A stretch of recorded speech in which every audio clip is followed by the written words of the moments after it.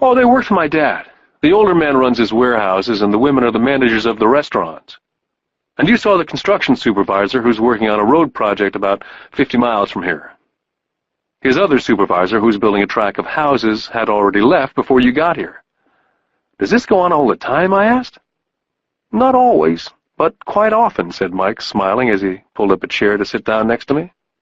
I asked him if he'd teach us to make money, Mike said. Oh? And what did he say to that? I asked with cautious curiosity. Well, he had a funny look on his face at first, and then he said he would make us an offer. Oh, I said, rocking my chair back against the wall. I sat there perched on two rear legs of the chair. Mike did the same thing. Suddenly, Mike's dad burst through the rickety screen door and onto the porch. Mike and I jumped to our feet, not out of respect, but because we were startled.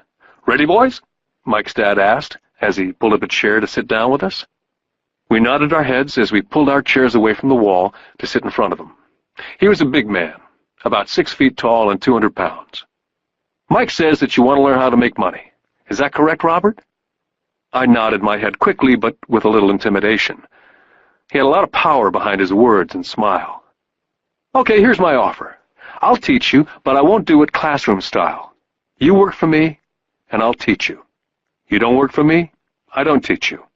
I can teach you faster if you work, and I'm wasting my time if you just want to sit and listen like you do in school. That's my offer. Take it or leave it. May I ask a question first, I asked. Nope, take it or leave it. I've got too much work to do to waste my time. If you can't make up your mind decisively, then you'll never learn to make money anyway. Take it, I said. Take it, said Mike. Good, said Mike's dad. Mrs. Martin will be by in 10 minutes. After I'm through with her, you ride with her to my superette, and you can begin working. I'll pay you 10 cents an hour, and you will work for 3 hours every Saturday. But I have a softball game today, I said. Mike's dad lowered his voice to a stern tone. Take it or leave it, he said.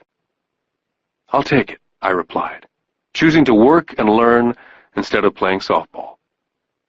By 9 a.m. on a beautiful Saturday morning, Mike and I were working for Mrs. Martin. She was a kind and patient woman. She always said that Mike and I reminded her of her 2 sons who were grown and gone. Although kind, she believed in hard work, and she kept us working. She was a taskmaster. We spent 3 hours taking canned goods off the shelves, and with a feather duster, brushing each can to get the dust off, and then restacking them neatly. It was excruciatingly boring work. For 3 weeks, Mike and I reported to Mrs. Martin and worked our 3 hours. By noon, our work was over, and she dropped 3 little dimes in each of our hands. Now, even at the age of 9 in the mid-50s, 30 cents was not too exciting. Comic books cost 10 cents back then, so I usually spent my money on comic books and went home. By Wednesday of the 4th week, I was ready to quit. I had agreed to work only because I wanted to learn to make money from Mike's dad. And now I was a slave for 10 cents an hour. On top of that, I had not seen Mike's dad since that first Saturday. I'm quitting, I told Mike at lunchtime. The school lunch was miserable. School was boring, and now I didn't even have my Saturdays to look forward to. But it was the 30 cents that really got to me. Mike smiled.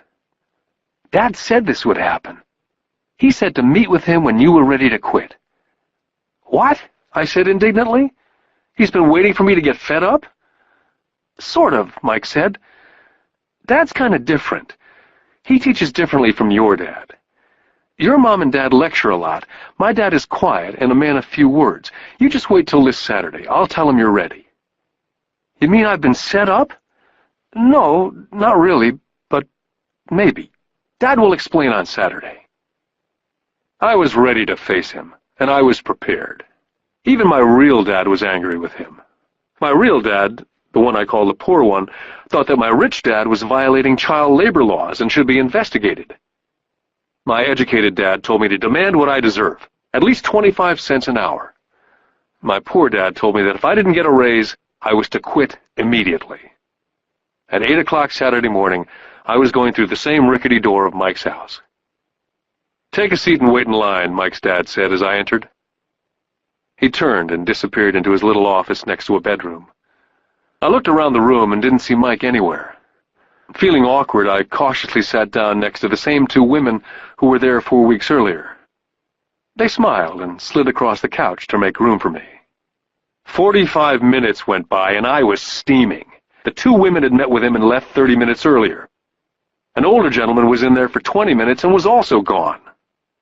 The house was empty, and I sat out in his musty, dark living room on a beautiful, sunny Hawaiian day, waiting to talk to a cheapskate who exploited children.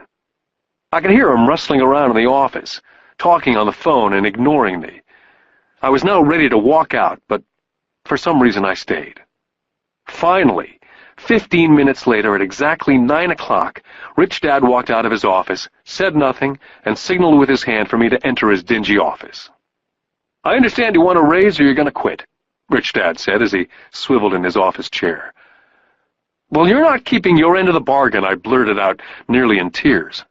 It was really frightening for a 9-year-old boy to confront a grown-up. "You said that you'd teach me if I worked for you." "Well, I've worked for you. I've worked hard. I've given up my baseball games to work for you, and you don't keep your word.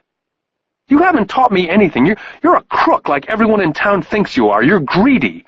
You want all the money and don't take care of your employees. You make me wait and don't show me any respect. I'm only a little boy, and I deserve to be treated better." Rich Dad rocked back in his swivel chair, hands up to his chin, somewhat staring at me. "Not bad," he said. "In less than a month you sound like most of my employees." "What?" I asked. Not understanding what he was saying, I continued with my grievance. "I thought you were going to keep up your end of the bargain and teach me. Instead, you want to torture me. That's cruel. That's really cruel."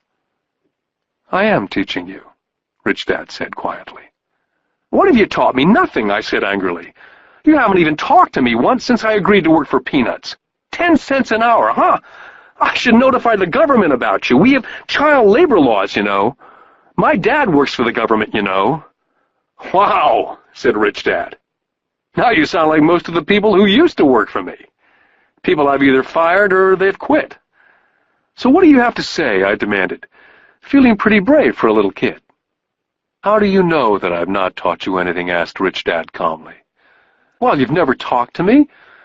I've worked for 3 weeks, and you've not taught me anything," I said with a pout. "Does teaching mean talking or a lecture?" Rich Dad asked. "Well, yes," I replied. "That's how they teach you in school," he said, smiling. "But that is not how life teaches you. And I would say that life is the best teacher of all. Most of the time, life does not talk to you, just sort of pushes you around. Each push is life saying, 'Wake up. There's something I want you to learn.'" I had no idea what he was talking about. Life pushes all of us around. Some give up, others fight. A few learn the lesson and move on. They welcome life pushing them around. To these few people, it means they need and want to learn something. They learn and move on. Most quit, and a few, like you, fight. Rich Dad stood and shut the creaky old wooden window that needed repair. "If you learn this lesson, you will grow into a wise, wealthy, and happy young man. If you don't, you will spend your life blaming a job, low pay, or your boss for your problems. You'll live life hoping for that big break that'll solve all your money problems." Rich Dad looked over to me to see if I was still listening.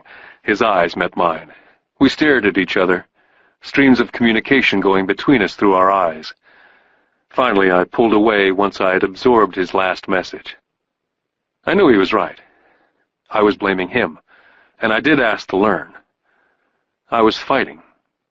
Rich Dad continued, "Or if you're the kind of person who has no guts, you just give up every time life pushes you.